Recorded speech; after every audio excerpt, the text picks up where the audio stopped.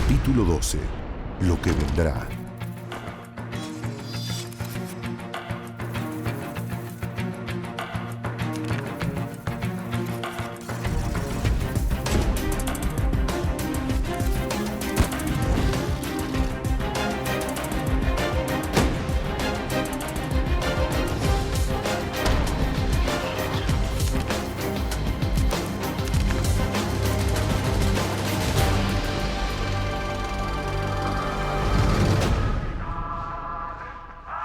¿Escuchás algo raro? Sí, sobre todo para una época de dictadura, ¿no? Es la marcha radical. Parece que viene de ahí. Yo no voy a lamer ninguna bota, no me van a dedicar con la... No me rompan más, no rompan más. Volvieron. Pensamos que el partido de Alem estaba acabado, pero no. Dios mío, con esto de que se rompa y no se doble, me tienen los votos al plato. ¿Qué pasó? ¿Cómo que pasó? En la provincia de Buenos Aires ganaron las elecciones, el radicalismo. ¿Cómo debe estar Uriburu, no? Furioso está. Imagínate, mandaron a las elecciones. Muy bien, que se rompa y no se doble. Pero ¿cómo puede ser una cosa así, anular las elecciones? Puede hacer eso y cosas peores. No te olvides que estamos en una época de dictadura, ¿no? Uriburu convocó elecciones en la provincia de Buenos Aires en abril del 31, pensando que el radicalismo estaba muerto. Y va a terminar anulándolas, ¿no? No me quiero imaginar lo que van a ser las elecciones presidenciales. Sí, imagínatelas. ¿Los señores Di Natalia y Piña? Ellos dos, yo sabía que estaban en la negociación. Sí, somos nosotros. ¿Qué pasa? Me van a tener que acompañar. ¿Por qué? ¿A dónde? A votar, señores. Vamos, caminen. Vamos. Vamos.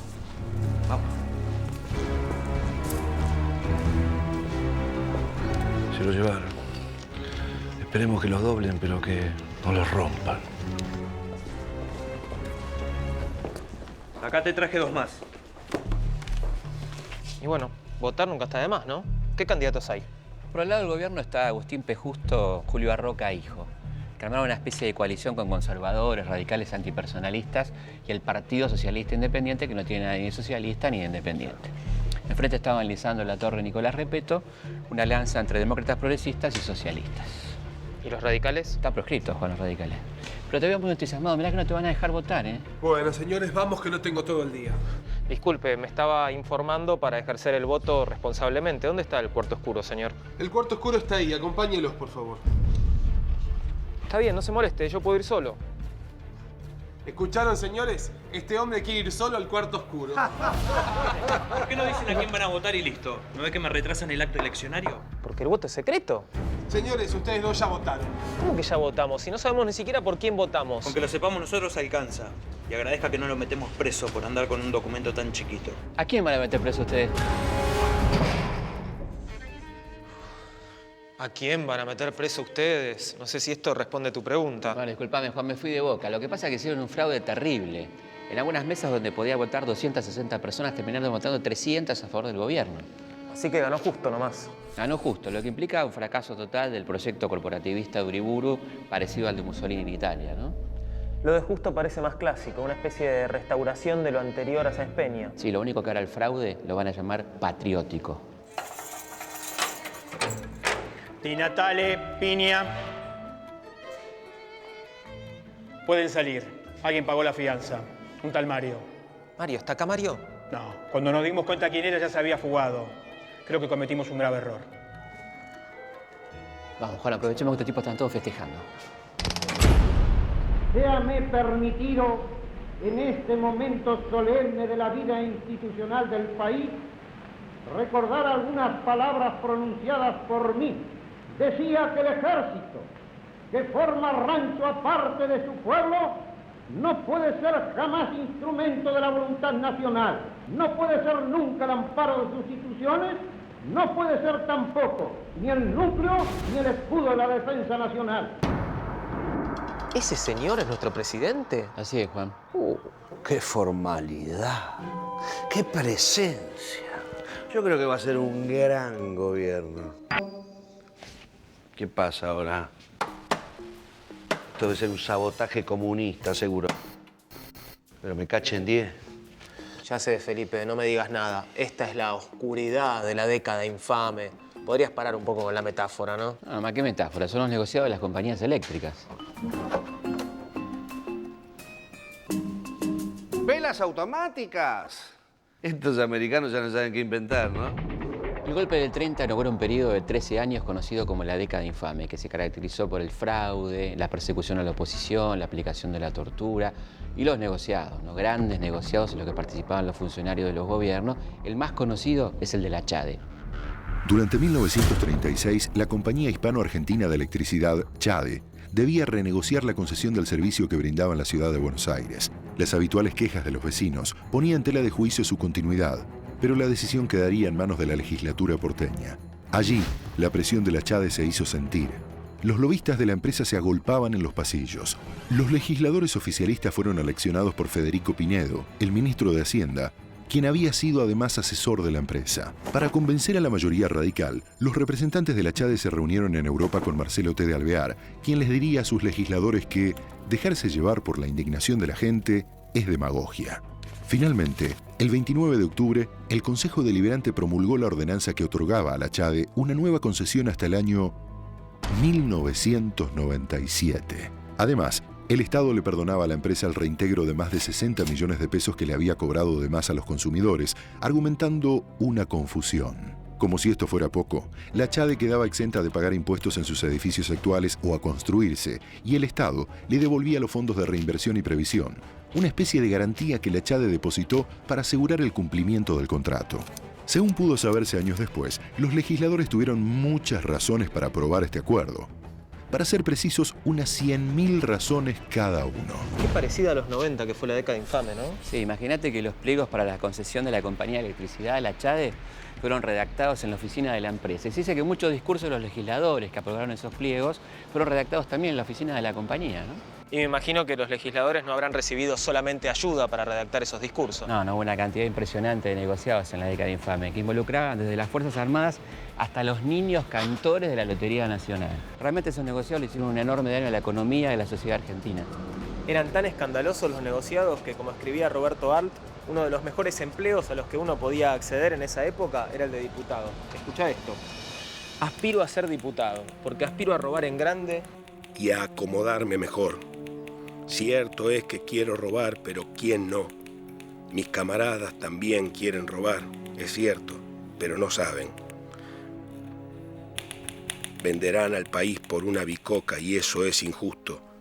Yo venderé a mi patria, pero bien vendida. Yo remataré al país en 100 mensualidades, de Ushuaia hasta el Chaco boliviano. Y no solo traficaré el Estado, sino que me acomodaré con comerciantes, con falsificadores de alimentos, con concesionarios. Y si ustedes son capaces de enumerar una sola materia en la cual yo no sea capaz de robar, renuncio ipso facto a mi candidatura. Porque si yo ando en libertad, es que no hay justicia, señores. Roberto Arlt. Implacable el hombre, ¿eh? Sí, y hay otra noticia importante en este diario, mira. A ver.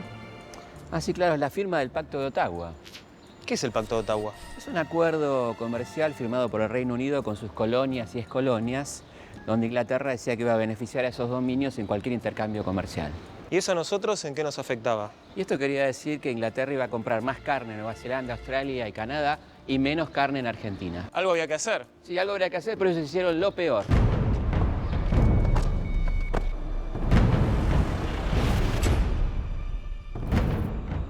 Los sectores dominantes querían hacerle creer al pueblo que su beneficio era el de la nación y que no había más remedio que arrodillarse ante los ingleses.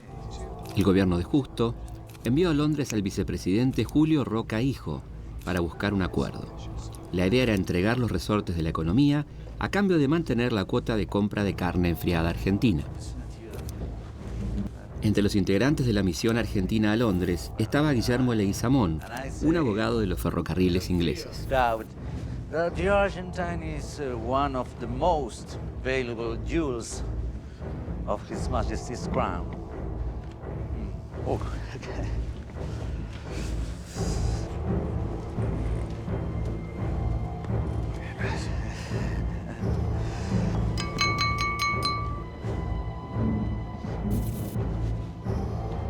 Gentlemen, the constant give and take between necessity and convenience often blurs and sometimes entirely removes these borders. This is the case of the Argentine Republic, who by an interdependence which is entirely reciprocated from the economic point of view, is and remains an integral part of the British Empire.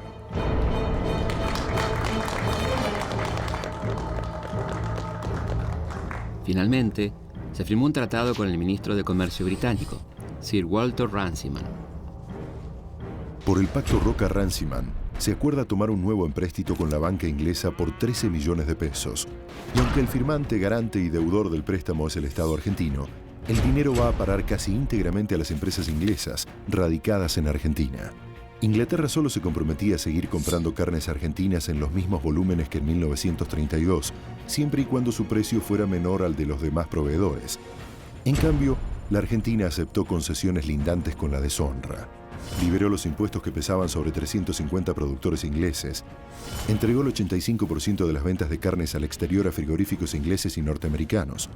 Liberó de impuestos la introducción del carbón inglés, lo que era un duro golpe para las incipientes industrias del carbón y el petróleo nacionales.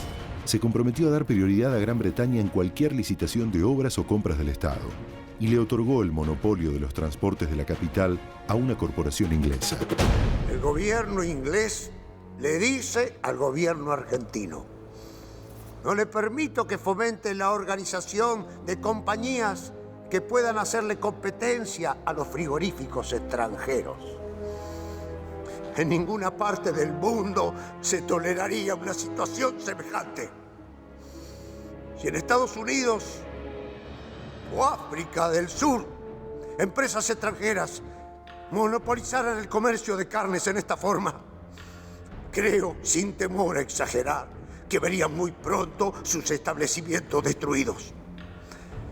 En esas condiciones, no podría decirse que la Argentina sea un dominio británico, porque Inglaterra no se toma la libertad de imponer en los dominios británicos semejantes humillaciones. ¡Carajo! ¡Váyase, senador! ¡Váyase! Por favor, levántese. Además, Lisandro de la Torre nació en Rosario en 1868. Su primera aproximación a la política fue con los grupos opositores a Juárez Celman, que van a terminar confluyendo en la Unión Cívica allá por 1889. Al año siguiente participa de la Revolución del Parque, de la creación de la Unión Cívica Radical, de la que va a terminar apartándose en 1896. Lisandro de la Torre propuso una alianza con los mitristas para derrotar a Roca, pero se encontró con la firme oposición del nuevo líder radical, Hipólito Yrigoyen, y decidió apartarse de las filas radicales. Su indignación con la política de Yrigoyen lo llevó a retar a duelo al sobrino de Alem. Don Hipólito no sabía esgrima y contrató a un profesor para la ocasión. Lisandro, en cambio, era un experto.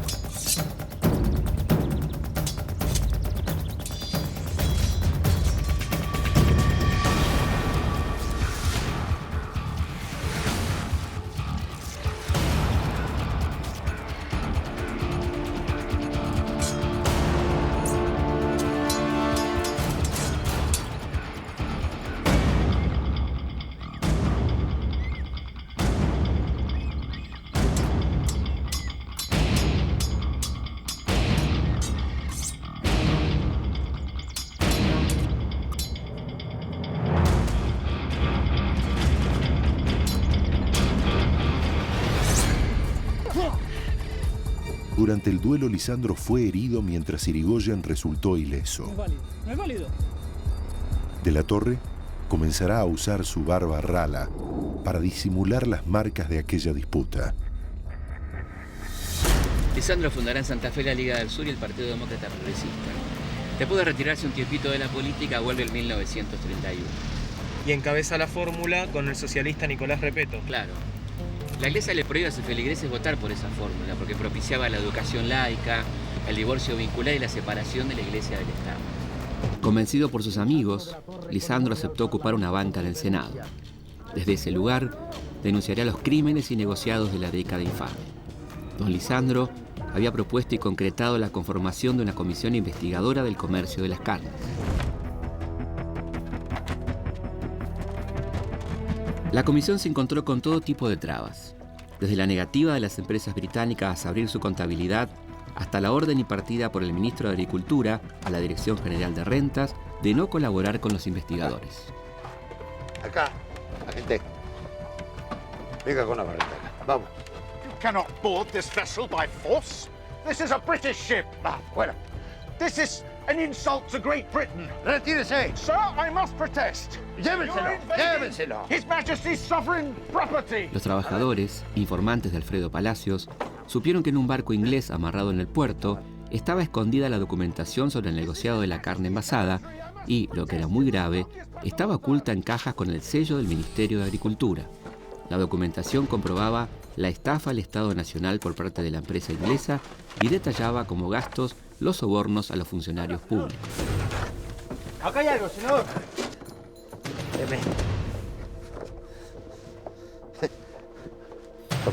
Con las pruebas en la mano, De la Torre acusará por fraude y evasión impositiva al frigorífico Anglo y aportará pruebas que comprometerán en el negociado a 2 ministros de Justo, Federico Pinedo de Hacienda y Luis Duó de Agricultura. Lamentablemente, los diarios de aquellos días se ocupaban de otras noticias. Tome nota. El gobierno de Justo decide disputarle a Uruguay la facultad de traer el cuerpo de Gardel para velarlo en Buenos Aires. De esa manera se garantizaba que los medios distrajeran la atención de la opinión pública del escándalo del negociado de la carne, ¿no? Exactamente, pero el debate en el Senado va a seguir cada vez más virulento. Lisandro de la Torre sigue presentando pruebas contra ministros de Justo. ¡Miente! ¡El ministro de Agricultura miente! No permito eso, señor presidente.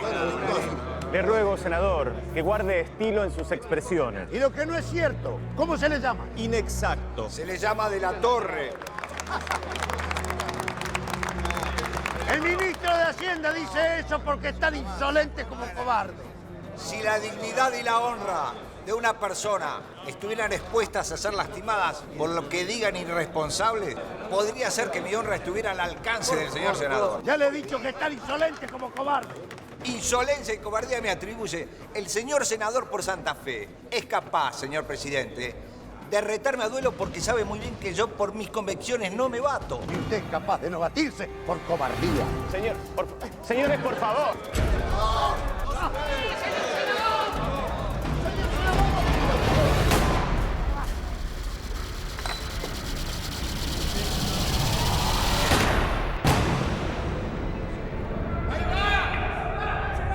Las balas encontraron el cuerpo de Enzo Bordavere, senador electo por Santa Fe, discípulo de Lisandro de la Torre y compañero de ruta del fundador de la democracia progresista. La autopsia de Bordavere demostró que había recibido 3 balazos, 2 en la zona lumbar y uno que le lesionó el corazón. A su entierro en Rosario asisten unas 70.000 personas. ¿Y atraparon al asesino?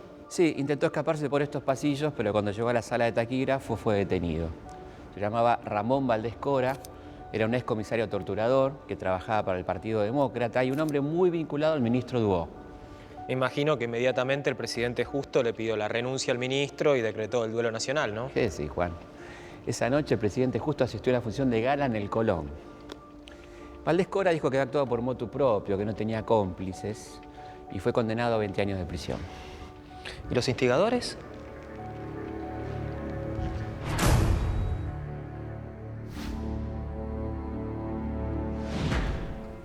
La señora madre del doctor Bordavere no fue admitida como creyente. El comisario de este recinto, que declaró que había hecho entrar a Valdés Cora al Senado por una orden especial, no fue procesado. Quienes dijeron falsamente que habían visto un revólver en manos del senador Bordavere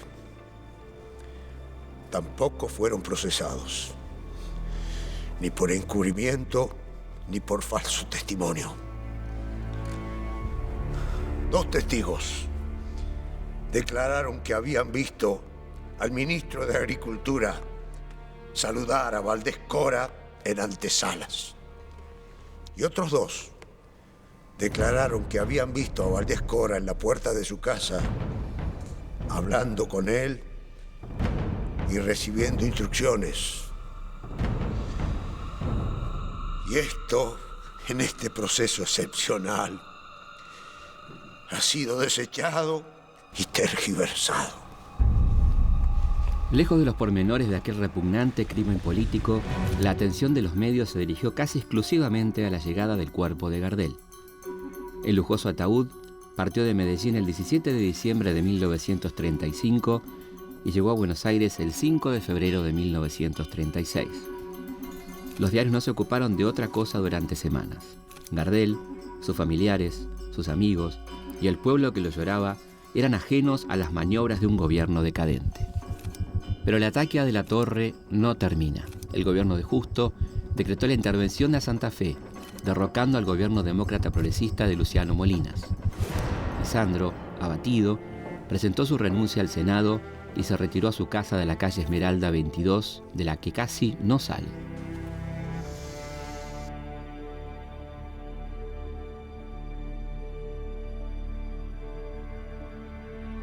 Les ruego que se hagan cargo de la cremación de mi cadáver. Deseo que no haya acompañamiento público, ni ceremonia laica, ni religiosa alguna. Mucha gente buena me respeta y me quiere y sentirá mi muerte. Eso me basta como recompensa. No debe darse una importancia excesiva al desenlace final de una vida. Si ustedes no lo desaprueban, desearía que mis cenizas fueran arrojadas al viento. Me parece una forma excelente de volver a la nada, confundiéndose con todo lo que muere en el universo.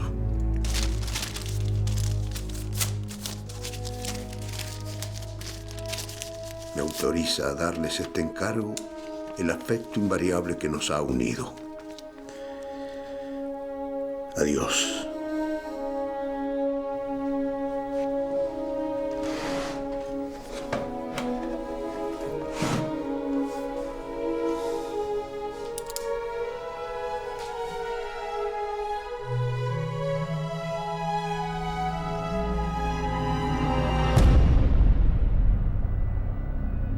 Acá en Esmeralda 22 estuvo la última casa de Lisandro de la Torre. Terminó pegándose un tiro igual que su amigo Alem. Sí, claro. La casa no se conserva y hoy es la plaza Roberto Art. Así que esta plaza de Morondanga me dejó la posteridad. Bueno, está tan mal. No, no anda en la fuente, casi no tiene pasto. A Borges le dieron un parque de 500 hectáreas, ¿no? No, sabe que no. No hay ninguna plaza en la ciudad de Buenos Aires que se llame Borges. Igual. Algo es algo. Les dejo el diario. Pensar que decían que yo escribía mal. Por Dios. ¿Se enojó? Pero se enojó, sí. Ahora, con la muerte de Lisandro de la Torre, el panorama era bastante negro, ¿no? ¿Quedaba algo para ilusionarse en la Argentina del 30? Sí, por ejemplo, el gobierno de Luciano Molinas en Santa Fe o el de Amadeo Sabatini en Córdoba iban en el sentido contrario al gobierno nacional. Eran la otra cara de la década infame. Y acá nomás, muy cerca de acá, se está cocinando algo muy interesante.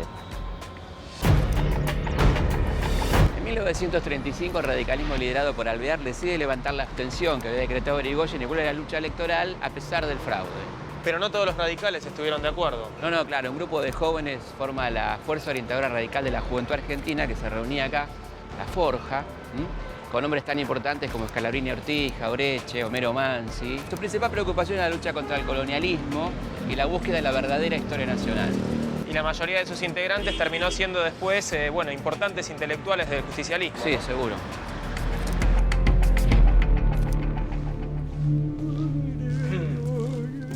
Disculpe, señor, ¿nos puede decir qué día es hoy? Perdóneme, pero estoy justo... En la pausa para tejer que establece el convenio. No, esta vez se equivocó. Estoy haciendo un trabajo práctico. Es un curso de punto inglés para mejorar el puntaje en el escalafón. Es decir, me estoy capacitando. Acá está Felipe, 12 de junio del 37. Ah, mira vos, hablando de punto inglés. Hoy presenta la candidatura Roberto Ortiz. Ah, qué bueno, me encantaría ir. ¿A dónde se hace? ¿En el Luna Park? ¿En algún estadio? ¿En la calle? No, me parece que no nos van a dejar entrar. Es un lugar muy exclusivo, en la Cámara de Comercio Argentino-Británica. ¿Ortiz dijo? Ortiz. Acá lo tengo. Qué justo, ¿eh? Un verdadero estadista, ¿eh? Me imagino que Ortiz habrá ganado en otras elecciones transparentes. Sí, tan transparentes como las anteriores, ¿no? La elección de la fórmula Ortiz-Castillo garantizaba la continuidad del régimen. Un ex radical antipersonalista y un conservador. ¿Y traía alguna novedad de esta gente? Se puede decir que Ortiz intentó atenuar un poco los efectos del régimen fraudulento, ¿no? Pero no va a tener tiempo, ¿no? ¿Cómo no va a tener tiempo? Ahora me lo dice. Ortiz asumió en febrero del 38. Y tuvo que afrontar los coletazos de la crisis mundial, ¿no? Claro, hasta los conservadores argentinos se dieron cuenta que el Estado tenía que intervenir en la economía. Creó el impuesto a los réditos, estableció el control de cambio y creó las juntas reguladoras para comercializar granos y carnes. ¿Usted está sugiriendo que lo coloque más a la izquierda? Nada más, tampoco es para tanto. ¿Qué pasa, Felipe? Me parece que llegó el día, ¿eh?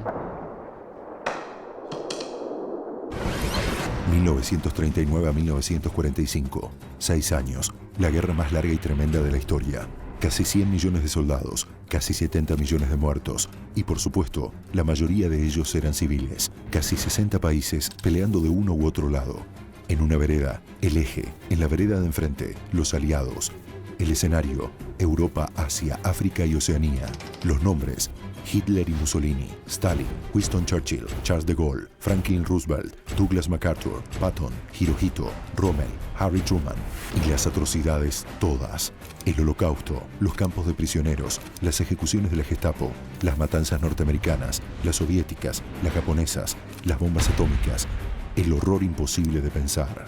La guerra empezó en septiembre del 39 con el avance de Alemania sobre Polonia y terminó 6 años después en agosto del 45, cuando las bombas norteamericanas cayeron sobre Hiroshima y Nagasaki, porque según ellos, era la única solución posible.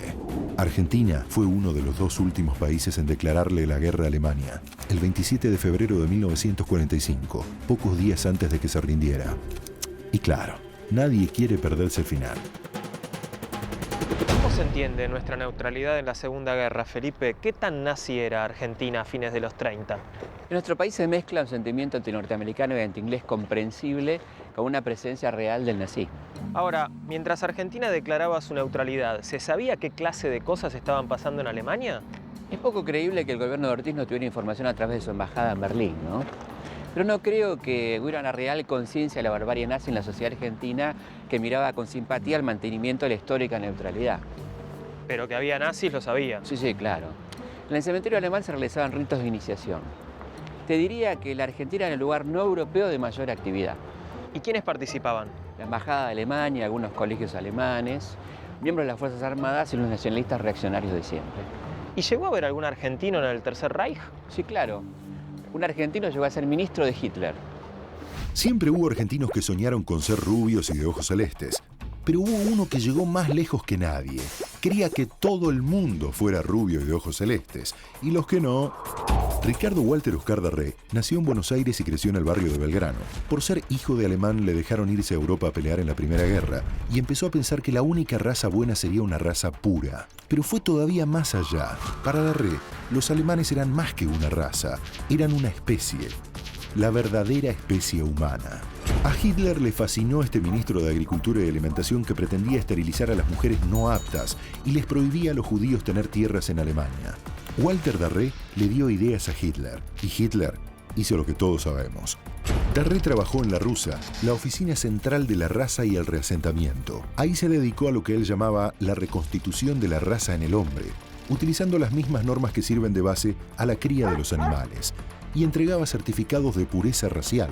En sus ratos libres escribió libros como Sangre y Suelo, donde dice: lo que somos y lo que aún podemos ser como pueblo, eso lo decide nuestra composición étnica. En 1949 fue juzgado y condenado a solo 7 años de prisión. Murió muy enfermo, a los 58 años. El humor negro de los porteños no se hizo esperar. Con razón cayó el régimen nazi, con un ministro argentino que querés.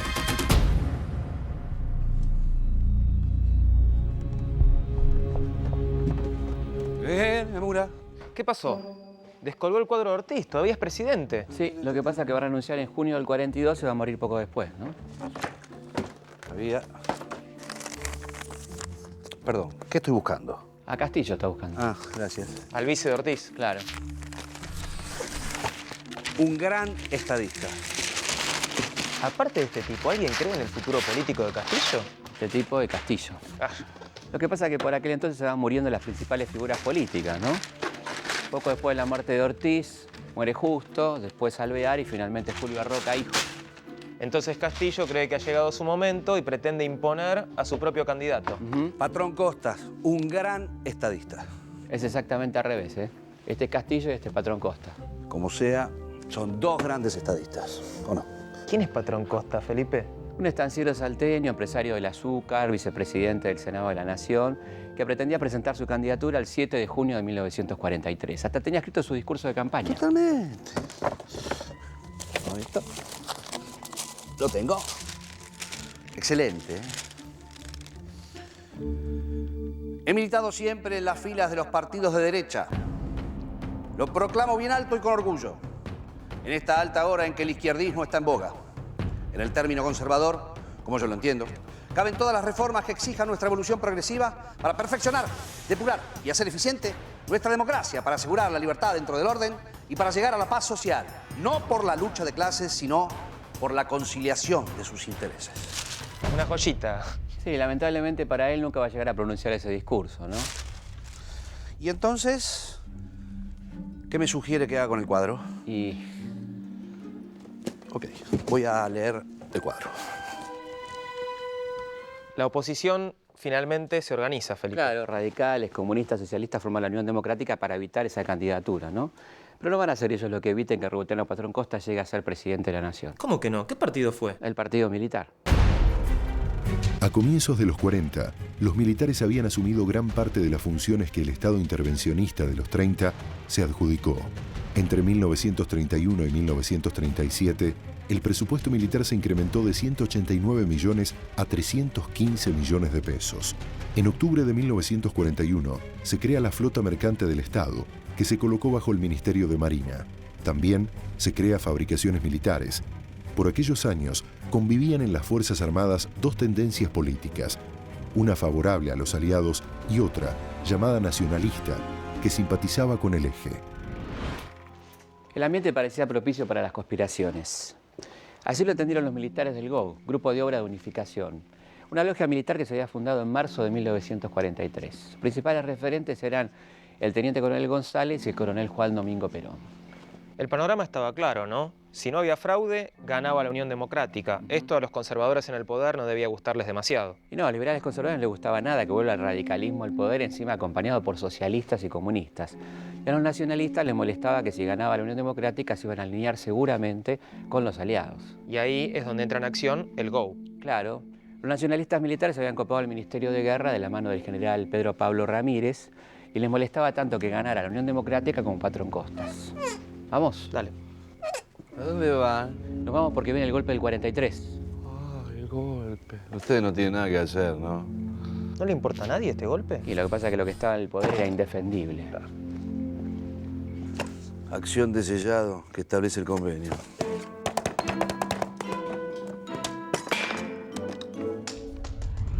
El 4 de junio de 1943 amaneció lluvioso. Las fuerzas golpistas se encontraron en el cruce de Avenida San Martín y Avenida General Paz y de ahí marcharon hacia Buenos Aires y al llegar acá a la ESMA fueron recibidos a balazos. Los golpistas respondieron y entre las fuerzas leales al Castillo hubo algunas bajas, ¿no? Era una interna, Felipe, y un trámite. Sí, se puede decir, para la tarde estaba todo terminado. Y no parece que fuera a haber ninguna reacción demasiado airada contra este golpe. No, lo que pasa es que la imagen de las Fuerzas Armadas todavía no era tan mala, sobre todo comparada con la de los políticos después de 13 años de fraude y corrupción, ¿no? El periódico socialista La Vanguardia publicaba este balance sobre el gobierno derrocado. El gobierno de Castillo fue el gobierno de la burla y el sarcasmo. Su gestión administrativa se desenvolvió en el fango de la arbitrariedad, el privilegio, la coima y el peculado. Toleró funcionarios ladrones y firmó displicentemente medidas que importaban negociados. Nada ni nadie le contenía en su insana política de rapacidad y de oligarquía. Esta vez los civiles Ni metieron la nariz. Es un movimiento puro. Solo la nación en armas. Un éxito, hermanos. Todo fue muy rápido. Demasiado, diría yo. Creo que la mayoría de la población ni se enteró del cambio de gobierno. Bueno, por favor, ahora le pido que me dejen solo, porque tengo que pensar y conformar el nuevo gabinete.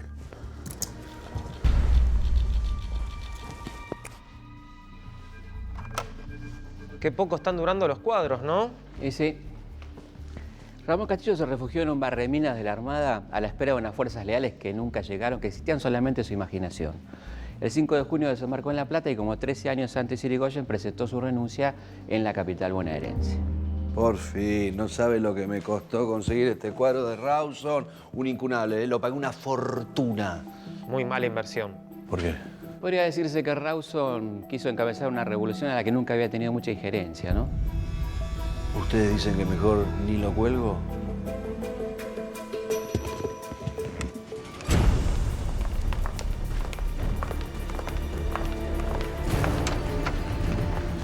Puede ir saliendo, Rawson. Terminó su mandato. ¿Cómo? ¿Tan pronto? Se va ahora mismo o lo tiramos por la ventana. Por favor, déjenmelo pensar hasta mañana, muchachos. Creo que nos conviene a todos. A nosotros no nos conviene un carajo. Ese sillón nos pertenece y nosotros vamos a decidir quién se sienta ahí. ¿Y yo ahora dónde voy? ¿Qué país le gusta? Alguno que esté cerca. Bueno, prepare las valijas. La semana que viene se irá para Brasil.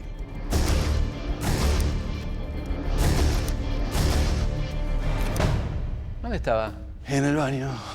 ¿Me perdí de algo? Ah, sí, el extraordinario gobierno de Rawson. Dios mío. ¿Qué tal la presidencia de Ramírez? ¿Bien? ¿Cómo va a ser, señor? Es la restauración total de las libertades avasalladas por el fraude. Me parece que no fue tan así, ¿eh? ¿Ah, no? Uy, la cadena, disculpe. La comitiva se detiene frente al palco presidencial. La población toda, sin distinción de edad ni sexo, se ha dado cita en las calles en cantidad verdaderamente impresionante. El nuevo gobierno disolvió el Congreso, prohibió los partidos políticos, intervino universidades e implantó la enseñanza religiosa en los colegios. Pero en el proceso abierto en junio del 43, las tendencias claramente autoritarias se mezclarán con medidas populares y novedosas. Rebaja de alquileres de viviendas y arrendamientos rurales, precios máximos para los productos básicos y créditos hipotecarios baratos, por ejemplo. La baja de los precios de las materias primas llevó a la quiebra a muchos propietarios rurales. Así, mucha gente del campo decidió desplazarse a las ciudades. Buenos Aires, que en 1914 tenía 1,5 millones de habitantes, va a tener hacia 1935 3,5 millones. Estos contingentes llegan sin pasado político ni gremial, alejados de cualquiera de los partidos políticos tradicionales. Esta va a ser la base social del peronismo. Este proceso en ciernes fue el que logró ver mejor que nadie Juan Perón. Por eso ocupó la Secretaría de Trabajo, un lugar clave para la construcción de poder. Lo que era apenas una repartición más se convirtió en un ente muy poderoso que concentraba bajo su influencia las juntas de conciliación y arbitraje y varias cajas nacionales de jubilaciones. En la Casa del Teatro, los autores de la Argentina ofrecen una copa de sincero agradecimiento al secretario de Trabajo y Previsión, Coronel Perón, por haber solucionado con su intervención el viejo problema de los empresarios teatrales. La Secretaría se dirigió a satisfacer aspiraciones de los trabajadores, aumentos salariales, vacaciones pagas y estabilidad laboral a través de convenios colectivos. En 10 meses, incorporó a 2 millones de personas al régimen jubilatorio y creó desde los tribunales del trabajo hasta el Estatuto del Peón. Con estos logros y el apoyo del aparato mediático del Estado, la figura de Perón crecía y crecía. Para las clases altas, ya era una figura inquietante. ¿Pero hasta dónde piensa llegar este hombre? Es un nazifascista. Buenas tardes, señores. Buenas tardes, coronel. Sé que querían verme, que están preocupados. Les preocupa mi intención de controlar los sindicatos desde el Estado. A lo mejor prefieren que los controlen los comunistas, ¿es así? No. La situación es grave, señores. Tal vez algunas medidas del gobierno les resulten onerosas, pero coincidirán conmigo en que es mejor entregar una parte de lo que uno tiene que perderlo todo. Sí, quizás usted tenga razón, coronel, pero Nos está alterando un poco la disciplina. ¿La disciplina? Sí, señor. Yo estoy formado en la disciplina, señores. Pero he aprendido que la disciplina tiene una base fundamental, la justicia. Si yo fuera dueño de una fábrica, no me costaría ganarme el afecto de mis obreros. Una palmada al pasar, un médico que va a la casa cuando hay un hijo enfermo, un pequeño presente en un día particular. El hombre es más sensible al comando cuando el comando va al corazón que cuando va a la cabeza. Esto es lo único que nos faltaba, un militar rojo. A ver, señores, sonrían.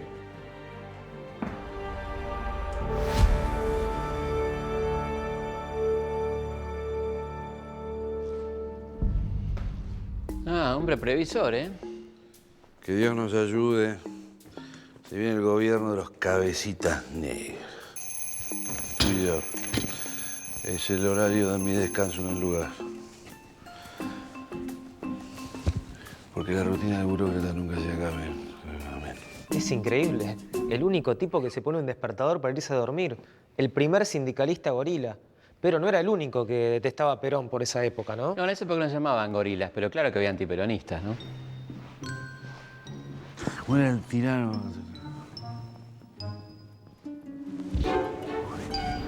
La oligarquía odiaba a Perón de una manera que parecía ir más allá de sus intereses de clase, ¿no? Bueno, pero es lógico que los terratenientes odiaran al tipo que impulsó el Estatuto del Peón, ¿o no? Sí, lo que digo es que era un odio desproporcionado, porque después de todo no era tan difícil cumplir con los requisitos del Estatuto del Peón. ¿Y entonces? Yo lo que sentía que por primera vez el Estado estaba por encima de sus intereses. Uy, Felipe, parece que el peronismo está haciendo temblar las estructuras sociales. No. Parece que esto no es una metáfora, esto es un terremoto en serio, ¿eh?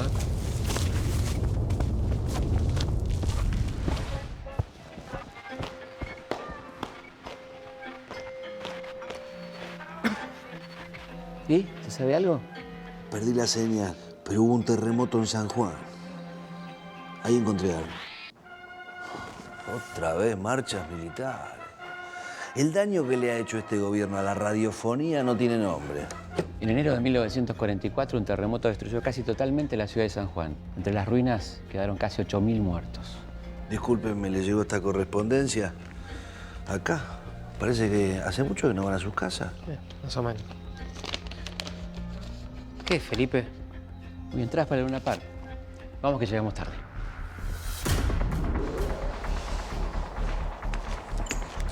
Este Mario Pellegrini tampoco tiene mucho que hacer, ¿eh?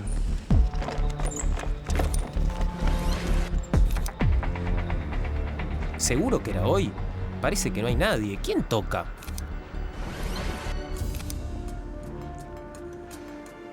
Una semana después del terremoto, la Secretaría de Trabajo y Previsión, que dirigía el coronel Perón, organiza una gran colecta nacional para recaudar fondos para los damnificados, que incluye festivales artísticos, como que se hizo acá, en el Luna Park. Pero el Luna Park no se veía mucho como está hoy, ¿no? De hecho, era un lugar dedicado más que nada al boxeo en ese momento. Y a los grandes eventos. Por ejemplo, acá lo velaron a Gardel.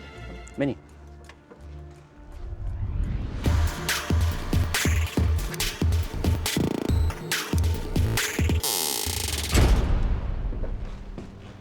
Se llenó. ¿Cuánta gente? ¿Alguno de ustedes tiene fuego? Acá tiene, general. Todavía soy coronel. Disculpe. ¿Cuántos artistas, coronel, eh? La mayoría vienen a hacer pinta. ¿Coronel? ¿Es ella? Es ella. ¿Ya se conocen? Una vez se vieron.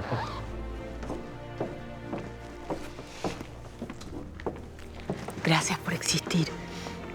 ¿Dónde trabaja usted? En Radio Belgrano. Una compañía de rascas. Los señores estaban yendo, ¿no? Sí, nos estamos yendo. Mucho gusto, ¿eh? Bueno, muchísimo. Nos vemos. Quedémonos tranquilos. Felipe, parece que nosotros hasta acá llegamos. Sí, pero la historia para ellos recién empieza. La historia que viene ya no será igual. Se ha desatado el proceso indetenible que transforma para siempre aquel relato de héroes en una historia de protagonistas complejos e imprevisibles. Las masas, el pueblo, la gente, los argentinos. Por primera vez, miles y miles de personas que jamás habían votado ni participado en política saldrán a las calles. Esos que nunca habían hablado, aquellos a los que nadie nunca había tenido en cuenta, se transformarán en sujetos políticos y ya nada volverá a ser como antes.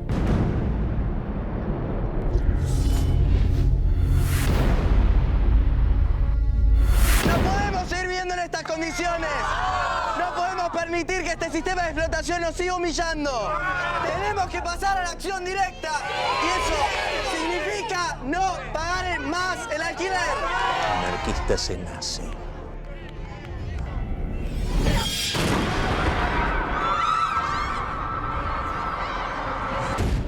¡Apunten! Noticia de último momento. Continúa en la provincia de Santa Cruz la huelga de trabajadores rurales. El teniente coronel Héctor Benigno Varela ha sido designado por el excelentísimo señor presidente don Hipólito para solucionar el conflicto. Malas noticias, Felipe, parece. La Patagonia rebelde. Vaya con rebelde. ¡Paren, muchachos! ¡Paren, muchachos! ¡Se represión en la Bacena! ¡Están matando gente! ¡Vamos! En este bendito país sigue rigiendo la ley del dedo índice. El pueblo no vota. Y acompáñelos, por favor. Está bien. No se moleste, puedo ir solo. ¿Escucharon, señores? Este hombre quiere ir solo al cuarto oscuro. Es la muerte. Varela es un canalla. Señor vicepresidente, el general Justo y yo, el general Uriburu, venimos a restaurar el orden y la seguridad que el pueblo necesita. Voy a tener que desconfiar hasta de mí mismo. El gobierno inglés le dice al gobierno argentino: no le permito que fomente la organización de compañías que puedan hacerle competencia a los frigoríficos extranjeros. En ninguna parte del mundo se toleraría una situación semejante. Quiera mi país escuchar la palabra y el consejo de su primer mandatario. Quiera el pueblo votar. El gobierno ampara todas las clases y cuida todos los intereses, buscando el bienestar común y corrigiendo la desigualdad. Cuando parece que la civilización argentina se malogra, la Providencia crea la Liga Patriótica Argentina. ¡Basta, decimos, a la insolencia! ¡Muera la anarquía! ¡Fuera los extranjeros! ¡Viva la patria! ¡Viva la patria! ¡Viva la patria! Tienen 3 horas para pensarlo antes de que nos caigan tiros a todos.